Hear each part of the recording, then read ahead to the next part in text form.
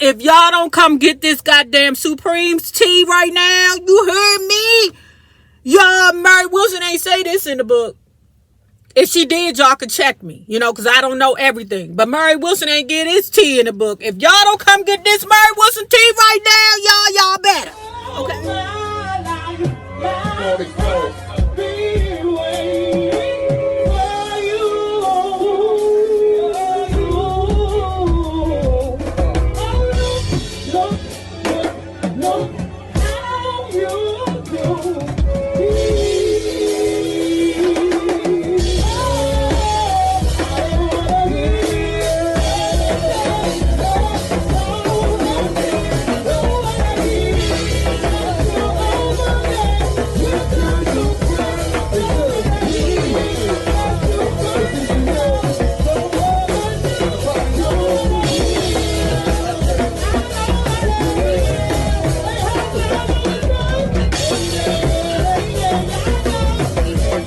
Well, hello there, love bugs. Hello there, Bellas. If you have not already done so, please remember to like, share to Facebook, subscribe, and visit uptopbeauty.com.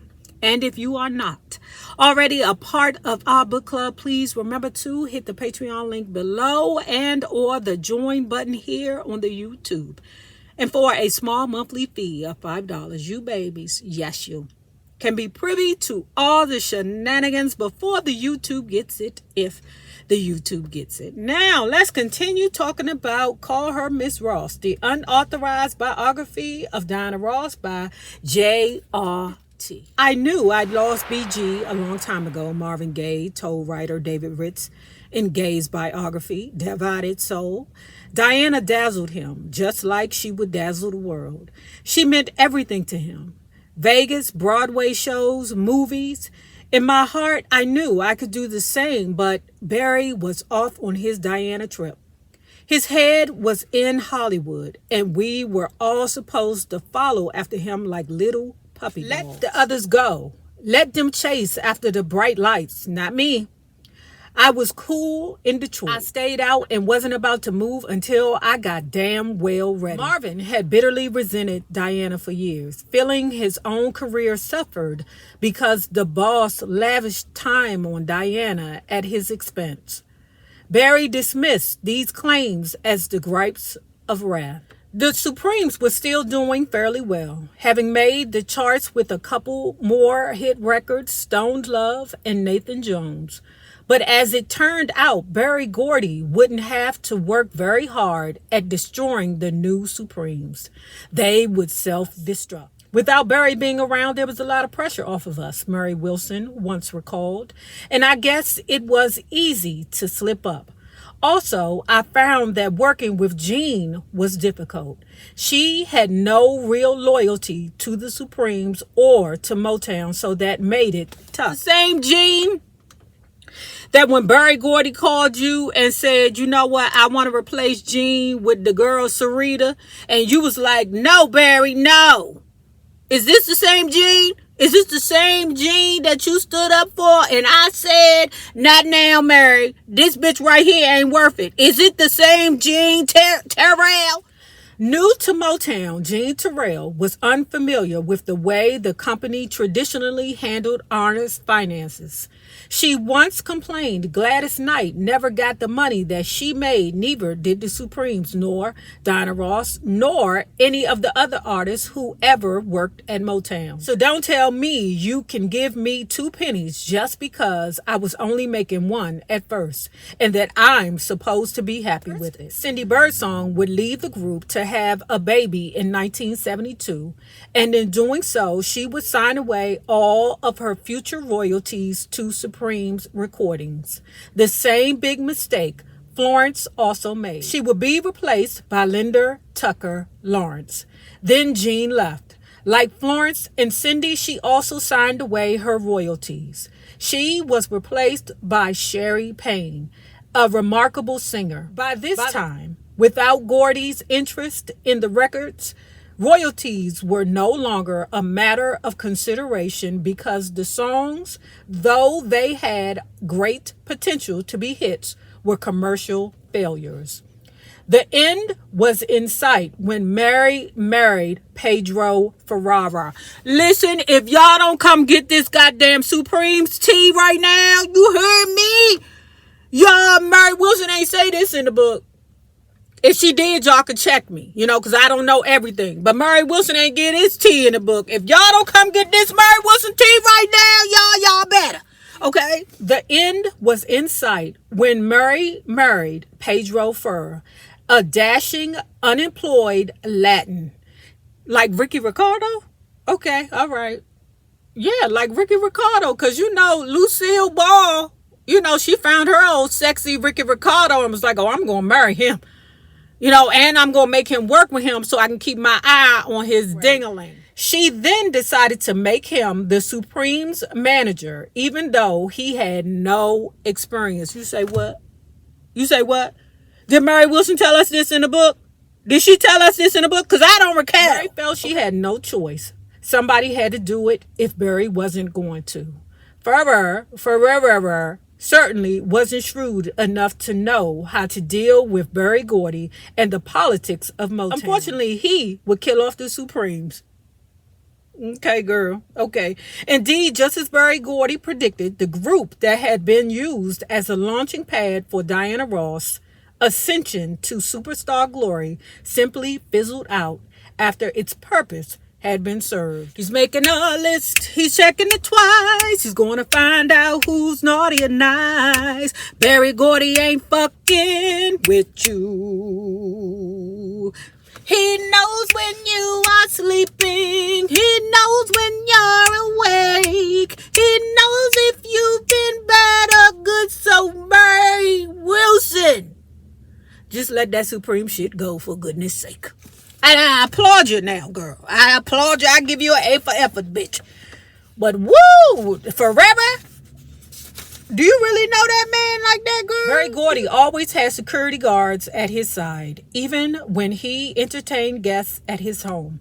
At one party, one of these bodyguards was shot to death under what are still mystery circumstances. One former Motown executive who attended the party and asked for anonymity recalled.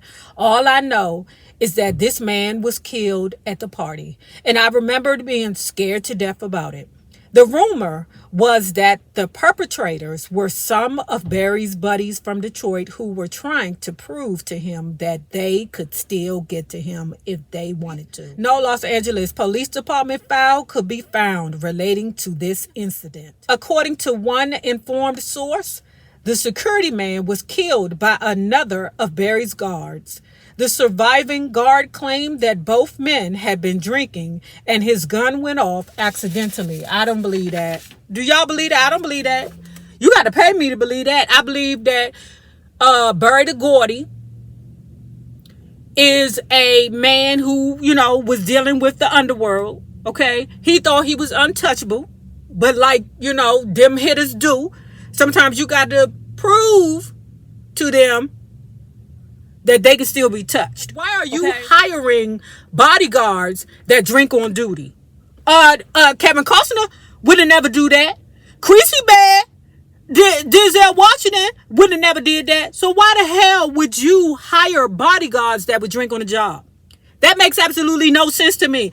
You're going to need more people, Berta Gordy, because we don't fucking believe. Early in the morning on August 14th, 1971, Diana Ross gave birth by cesarean to her first daughter, Rhonda Suzanne, at Cedars of Lebanon Hospital in Los Angeles. Berry Gordy, Michael Rothschild, and Diana's husband, Bob, were all at the hospital. The principal photography for Lady Sings the Blues was to begin in mid-October 1971. But 3 weeks before the starting date, Berry called Sidney Furie into his office and announced to him that the script was all wrong. What the hell are you talking about? Furie said. Just look at this, Gordy replied, opening the script to a confrontation scene between Diana Ross and Billy D. Williams. Louis McKay can't take that abuse from Billy, lying down. He's going to walk out on her, or he'll be a pussy. And this guy cannot be a pussy. Not in a Diana Ross movie anyway. It's about conflict. Furry agreed. If he walks out, that's the end of the scene. Where's the conflict? The hell with that, Gordy shot back. This is life. In real life, no real man takes abuse from any woman. Listen, I'm going to rewrite this whole goddamn script on the plane on my way back to Detroit this weekend.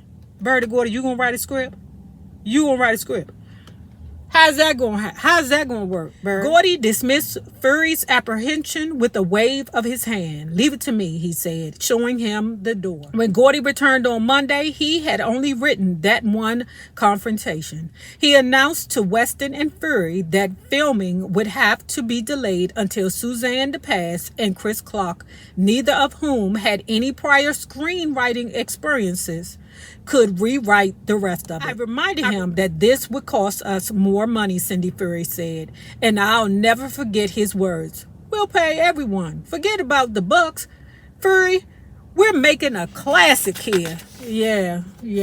Okay, girl. Finally, okay. With a 100-page shooting script and 168 different scenes, principal photography for Lady Sings the Blues began on Monday, December 6, 1971. From that point on until the movie was completed in early February 1972, changes in dialogue were made virtually every day. Do you know how stressful that is? To be led by a mother hunter that don't know what the hell he is doing? Let me tell you what Billy the D. Williams said. Williams' attempt at improvisation in Lady Sings the Blues proved awkward and uncomfortable to watch. Later, he would admit that he had never worked like that before and hoped he would never have to again. Let me tell you something about my Diana. 2 days in the film, Diana is like, okay, all right, is this my wardrobe? You can't be serious. Not this shit. Not this.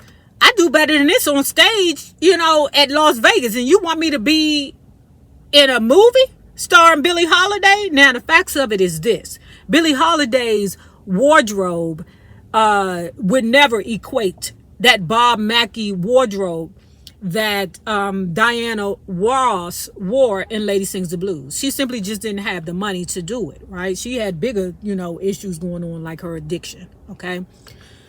But because Diana is Diana, full of class and what we say, hashtag classy based, she not fitting to wear anything. That's not going to happen. She contacted Berry Gordy, was like, Berry, I know you're not expecting for me to wear this shit in front of millions and billions of people. No, that can't happen. No, brother. All the gowns were dumped, Sidney Furry recalled. Diana needs better than this, Berry Gordy said. He got the money together to hire Bob Mackie and Ray Agayan to do the wardrobe.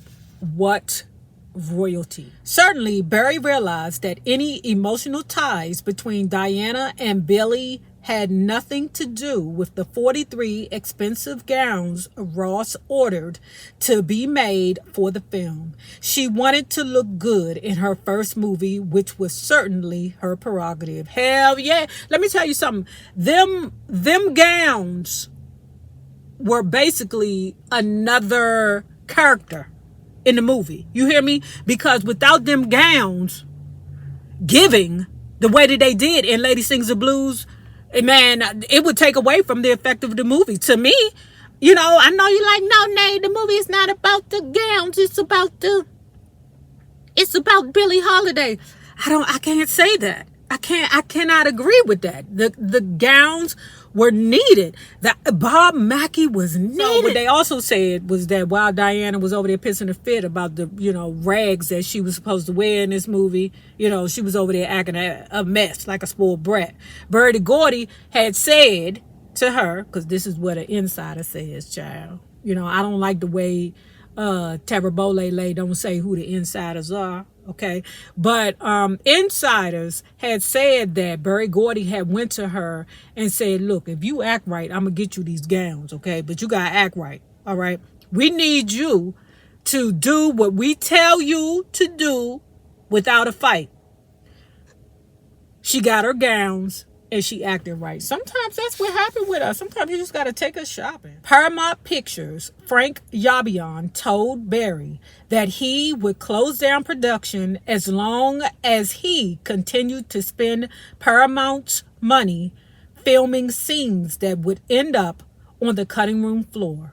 Ultimately, Barry negotiated to buy out Paramount and, as he put it, protect Diana Ross and the Billie Holiday legend. Not only did Gordy pay back the $2 million Paramount put up in the first place, he would eventually take another $2 million from his personal savings before the film was finished. As Marvin Gaye put it, Barry was betting the bank on Diana. Hail to the yeah. From the rest of the filming, Gordy watched over the set like an eagle protecting his nest.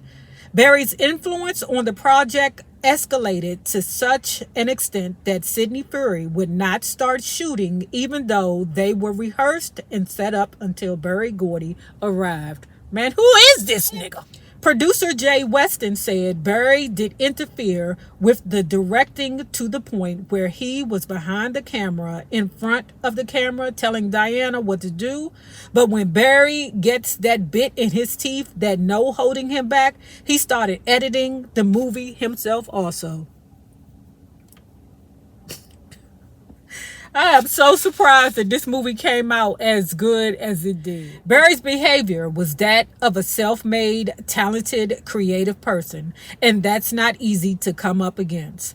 Suzanne DePass remembered years later in an interview with the Los Angeles Times, he was kind of like a bear coming through the woods. Crash, crash. Gordy tried not to make an issue of the fact that Billy D. Williams had a habit of arriving 15 to 20 minutes late practically every day.